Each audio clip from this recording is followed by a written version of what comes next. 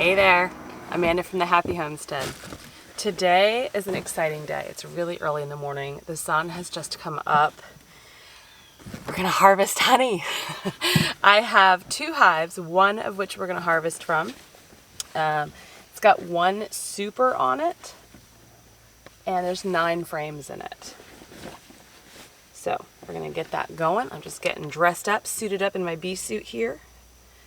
I'm gonna take you along for the ride, show you how we do it. Mind you, there are a lot of beekeepers in this world. A lot of people do things differently. This is what works for us.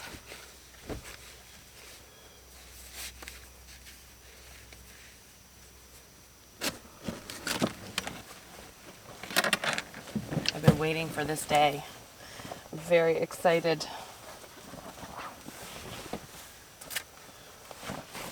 All right, let's get going. So we're walking to the hives right now. I've got my gorilla cart behind me with all of my materials. So we have our hives on our land. It's not where we live at the moment. We live in a neighborhood, and while we have had bees successfully there in the past, they don't seem to do as well as they've done out here. And I'm not gonna say or hypothesize as to why that is. You can probably come to some of your own conclusions. So we are going to be pulling the super frames off, and then I'm actually going to be taking them home to extract. The reason why I'm doing that, number one, is I don't have power and electricity out here to do everything, and we have an electric extractor. And the other reason is this is going to actually help cut down on bees during the extraction process. So I'm going to be doing it in the garage. We shouldn't have any bees flying around and have some mayhem that way. So that's what I'm doing. The bees are out. They are happy. You see them? So I don't want to disturb them too much right now. You'll also see I have some supers down there in front of the hive. So we had 2 supers on this hive, and only one actually was drawn out with comb and then filled with honey. So I actually took the supers off this hive and the other one that weren't drawn out a few days ago. And then I just set them in front of the hive so that any bees that are on them, they just go back into the hive at night, and then I can get those supers put away. So you may notice that these hives look a little different from hives you have, or hives you've seen your friends have, or other people. These are actually plastic hives. It's an insulated plastic. The company is Apimaye. I think they're from the Netherlands. We've had these hives for about 4 or 5 years now, and we actually really love them. We have 4 of them. I will never go back to the wooden hives. Now, that is not to say that you can't have success with the wooden hives. A lot of people do. Most beekeepers do. We just haven't with where we live in wax moths, and they just destroy the wood.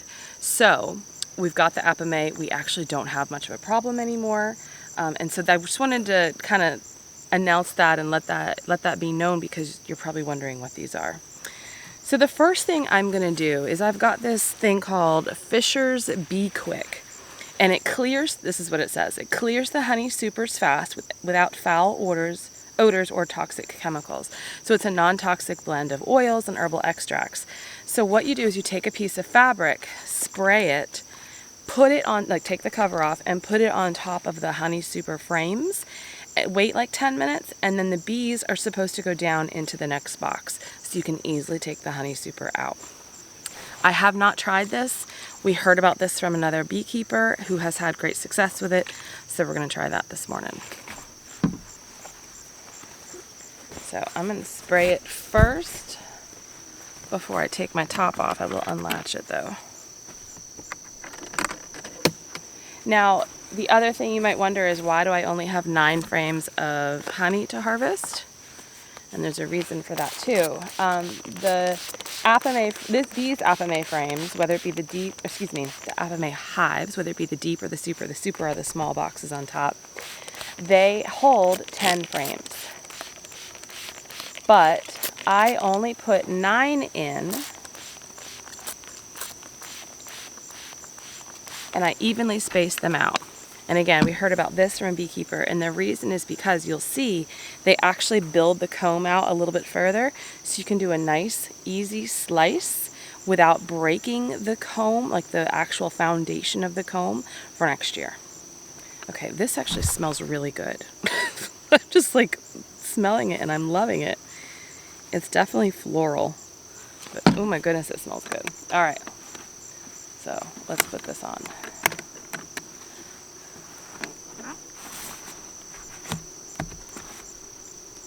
And I need my screwdriver. I use a screwdriver as a hive tool because they get propolis everywhere, and so they get everything tight. Holy bees.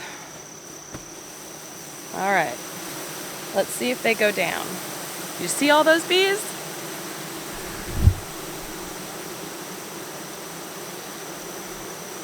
By the way, look at them here. They're all in my top. So I'm gonna put the top out in front of the hive for now. All right, it's been a few minutes. I just did a quick check and it looks like they are going down. And the bees they know something's up. They are everywhere. They're not aggressive right now, but they know something's up. So I'm gonna take this off, and I'm gonna quickly get my super off and try and get my frames. I have a gray bucket behind me in my gorilla cart. It's like a honey bucket. That's what I'm gonna use to transport everything back home.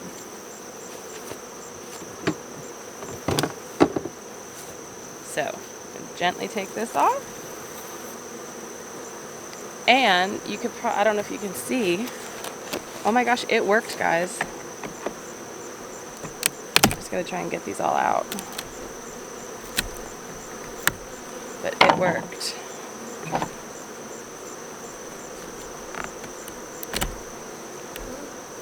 These are heavy frames too because they are loaded with honey. Look at that. Like, see how they're all on the bottom of the frame?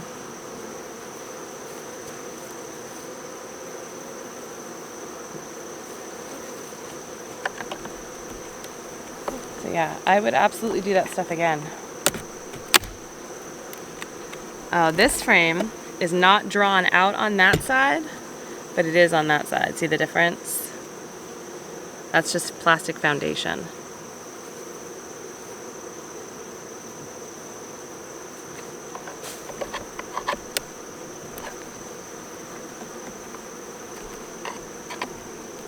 These are tight in here.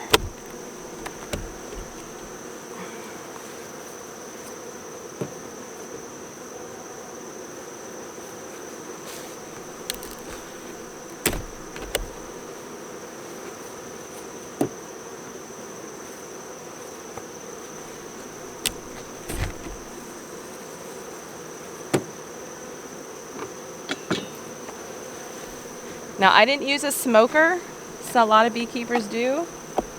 I just don't even go to the trouble.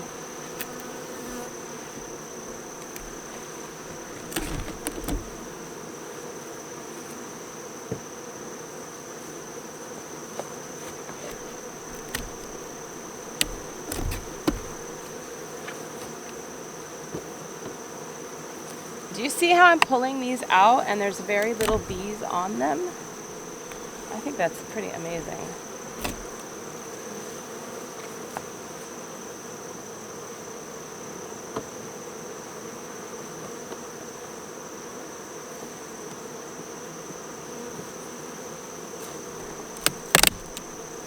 Same with the last one here. It's just the plastic foundation, and then there's honey on this side.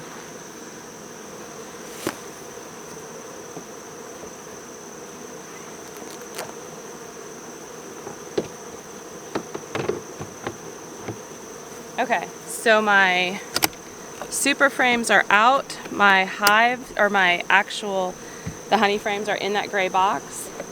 So now this is just the plastic kind of, try not to use the same word frame or foundation, but you know, form for where the frames go. So I'm just gonna put this down.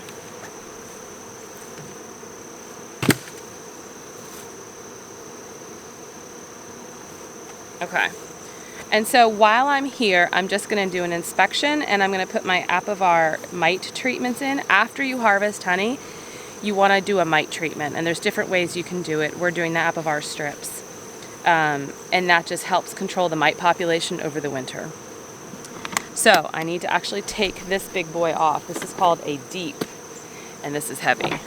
This is also full of honey, but we're not taking it. This is for the bees, so they can live through the winter, and we will feed them also. So I'm going to very carefully lift this up. And the queen should be in the bottom, and I'm going to try to find my queen also.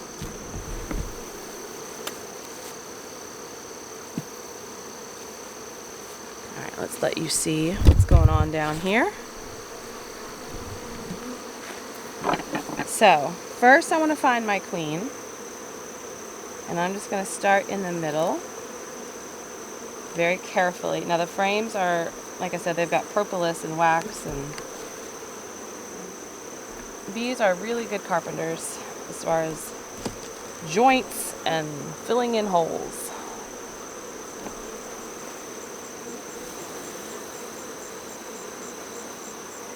And this hive has my original queen. She lived last winter, and then I split her and put her in this hive with half of the bees. And she has been doing phenomenal.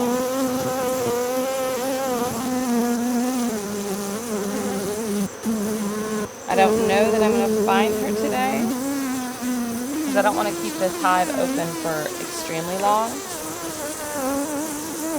But so far, I mean, I'm just looking for bee health. I'm looking for brood, which is eggs laid by the queen.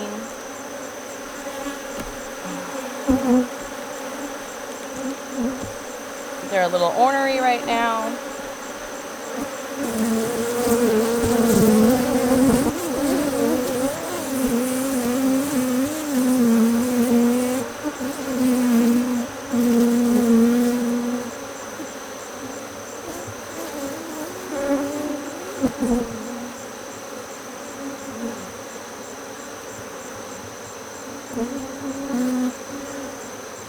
A lot of bees. I mean, she's been active. She's laying some eggs, y'all. Alright, I'm going to pull one more out, and then I'm just going to put my Apivar strips in. Because again, I don't really want to pull every frame out right now. I can tell that this is healthy hive.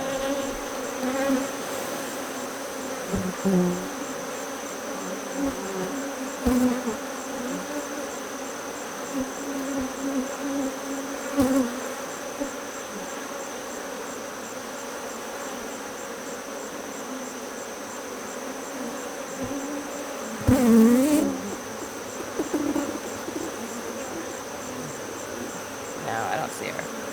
Alright, but I only pulled 3 out of 10 frames out, so I know she's in there. Alright, so let's get my Apivar strips. Okay, and they look like this. There's 2 here, you just break them apart. So I put 2 in each deep. And they've got these triangles here to help like hold them onto the frame. Not that they need a whole lot of help, but they will stay here for, I think, 2 months is what we do. I'll have to go back and look. But we did this last year with really good success. We didn't have a mite problem. Okay, so they're kind of sticking up. They will go down. I'm going to put that other deep back on top now.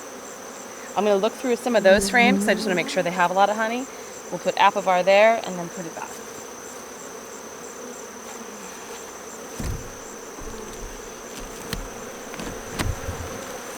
Okay, now I'm just going to check a couple in here. These should be full of honey and not brood, not eggs.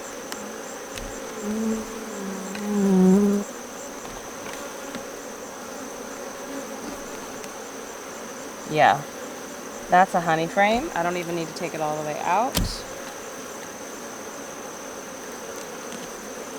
And you can see the bees are around, but this is why I didn't bother smoking. These bees have been fairly docile.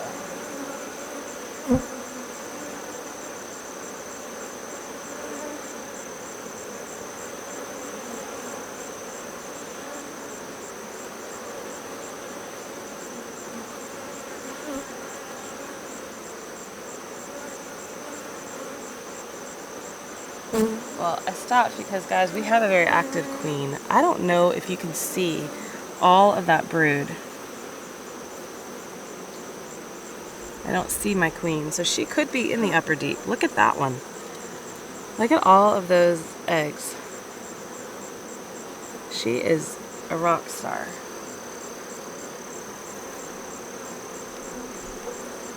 Alright, so let's get some Apivar strips in this one. These are not toxic to the bees. I think the theory is that they release some sort of odor maybe for the mites, and also the bees crawl all over these things and it kills the mites. Okay, so this hive is now good. I have feeders because I'm going to feed these bees to keep them happy. I made some sugar water last night.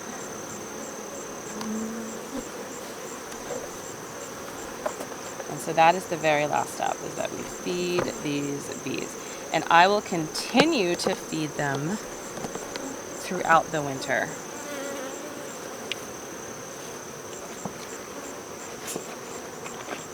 So there's holes in the bottom of these feeders, and they come up in these holes and they're able to drink the sugar water.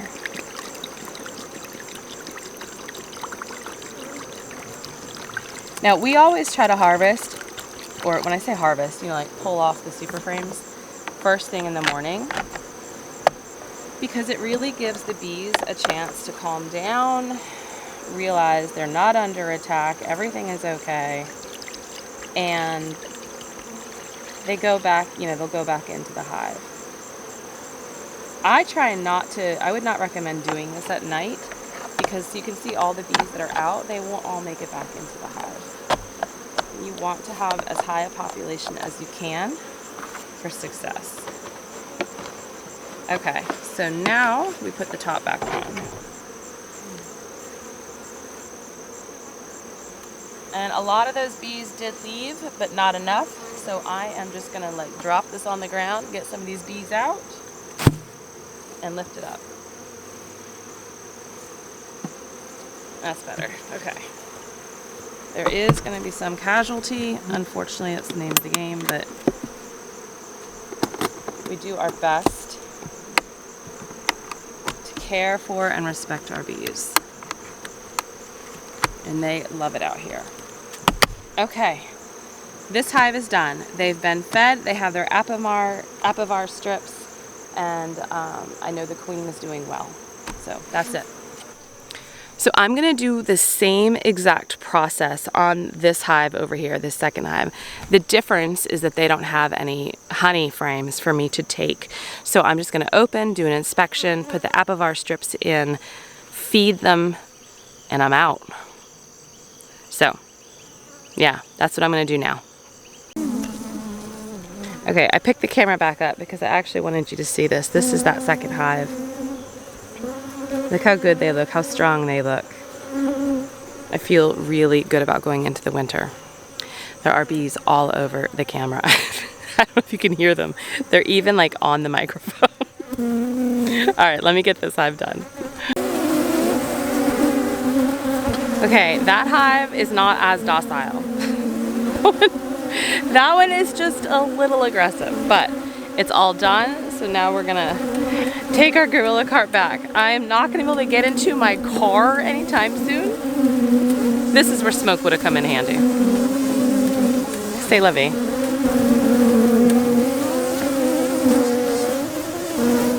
There are no bees in the car. That is a win, my friends. That is a win. I've got everything packed up, heading home, and we'll begin the extraction process. See you on the flip side. Okay, we made it home. I'm set up in the garage. You could do this outside. You just risk the chance of other local honeybees coming in because they'll smell the honey. And so I'm keeping the garage kind of closed tight. Now, granted, there are some bees in here, and I'm just going to pray for the best that I don't get stung, but it's not too bad. So really what we're going to do is we're going to take a frame, and we kind of have to cut off the top portion of the wax. And that is uncapping, they call it uncapping the honey. And then we can put it in the extractor and then use the centrifugal force of the electronic extractor to really draw the honey out. And I've got a 5-gallon bucket with a filter underneath the extractor so that it just kind of filters down into it. So here's a frame that's a super frame that's not really built out yet. This is just foundation.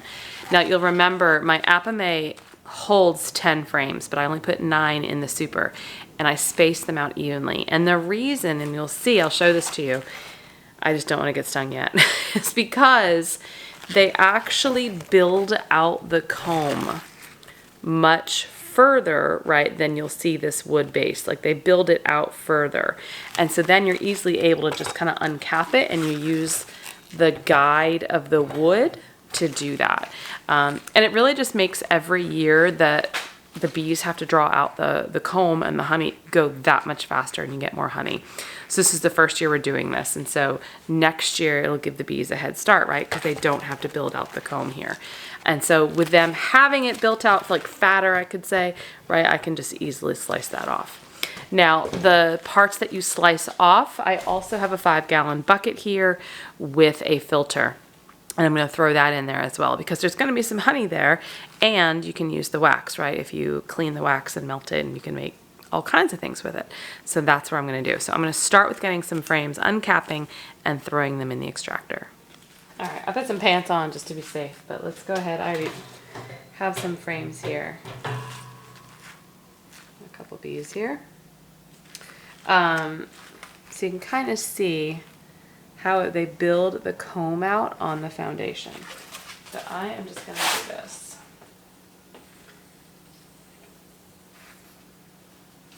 Using the wood as a guide.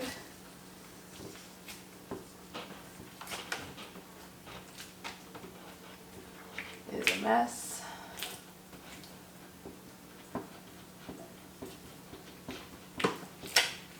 But you just don't want to lose all that, right? So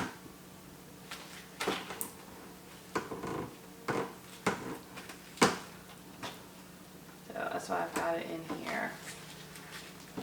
And then I'm going to throw that in there.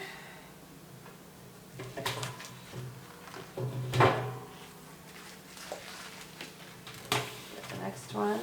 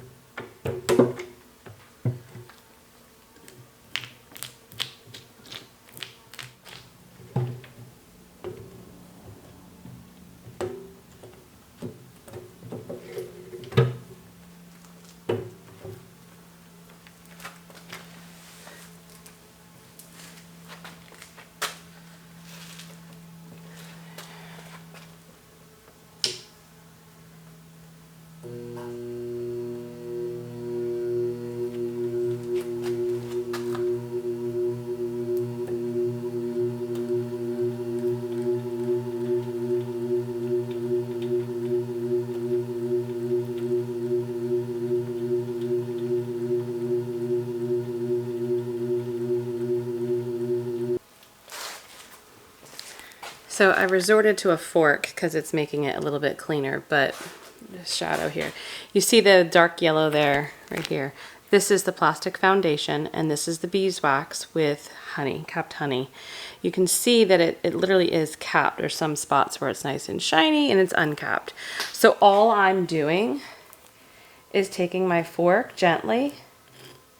I don't want to damage the comb too much. I think I actually damaged the previous frames with my knife scraping technique. So, you know, you learn something every year.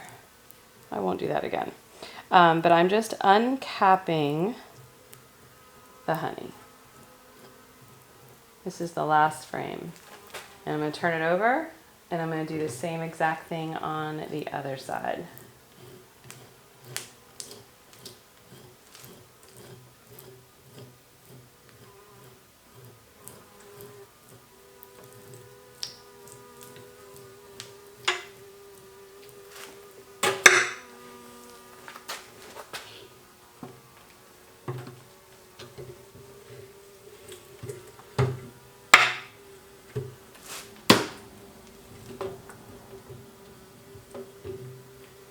Okay, last 3 frames.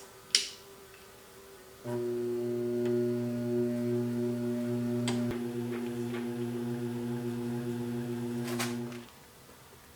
then when you're done, no honey left. So I'll actually put these back on the hive in a couple of days so the bees can clean this up.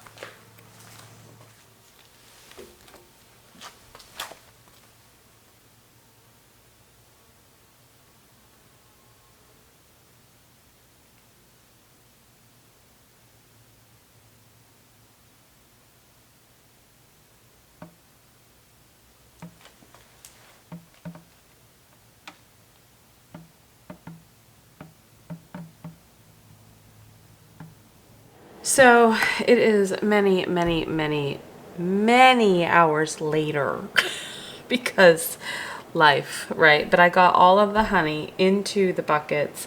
I cleaned the extractor out, and now I'm going to just start doing some bottling. I think I have maybe 3 gallons. So I realize that's probably not very much compared to some beekeepers, but considering we only had 8 frames, I'm pretty happy with it.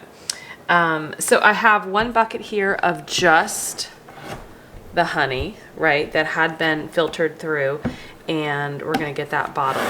And then this bucket has some honey in it. If I lift this up there, if you can see, there is honey in there, but there's still a lot of honey and wax here that needs to kind of sift through. So I'm just going to let this sit for probably overnight and try to get as much of the honey out from in here. But we're going to start with bottling this. And I want to note that I'm using not just a regular 5-gallon bucket here. Both of the buckets that I was showing you have what's called a honey gate, right? So I can open and close that valve and easily get the honey out. It's just like it was on the extractor if you saw that coming out. I'm going to be using glass quart canning mason jars.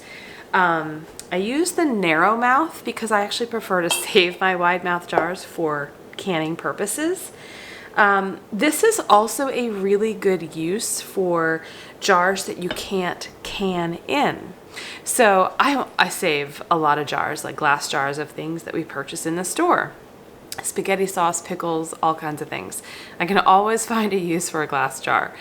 And you may not be able to can or preserve in it, but you can store dry goods, you can store honey, you can store herbs and spices, all kinds of things. So don't limit yourself to canning jars, especially if they're hard to find right now. Just go to Facebook Marketplace or Craigslist or local thrift stores, yard sales, and I bet you'll be able to find some really useful glass jars. All right, so I actually set the bucket on a little chair, one of my kids' little chairs. We call it the timeout chair. It gets used quite often. But I set it up there just so it's on the counter. I can see everything. I can switch jars out really easily. But yeah, all right, so basically we're gonna open the honey gate and it's gonna come out pretty fast. So you wanna make sure you are ready with your jars.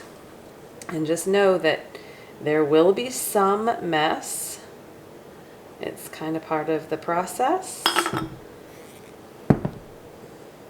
But you can see by having it on the counter this way, propped up, I can make this as hopefully as clean as possible.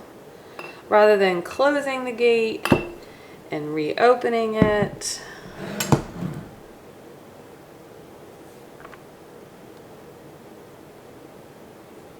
And then we can clean the outside of the jars up at the end. So this is raw honey. Whenever you hear or buy raw honey, hear the words raw honey, or you see it in the stores, it basically means that it's not been heated up, right? It's truly raw. It is full of those beautiful enzymes and healthful benefits. Now, unfiltered, I mean, most honey is filtered a little bit. Obviously, even I filtered it, right? Because otherwise we'd have dead bees and wax and all kinds of bee parts in. So there has to be a little filtering, but not too much.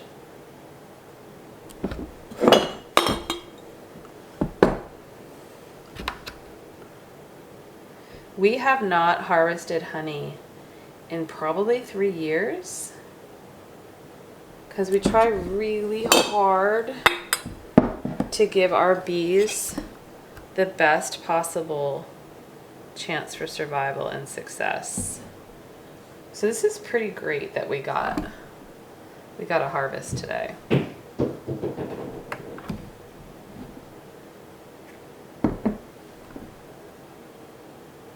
Okay, so I'm just gonna pour the rest off. You can see there's a little bit in there into this jar. I'm gonna use a rubber spatula to try and get every bit I can.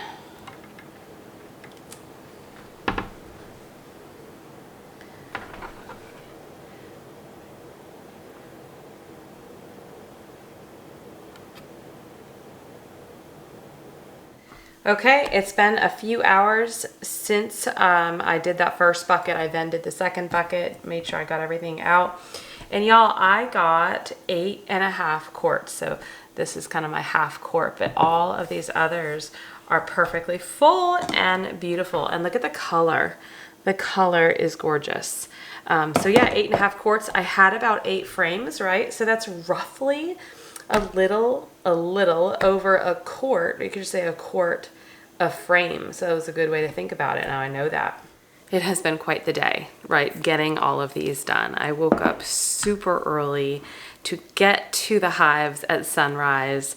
I extracted on my lunch break.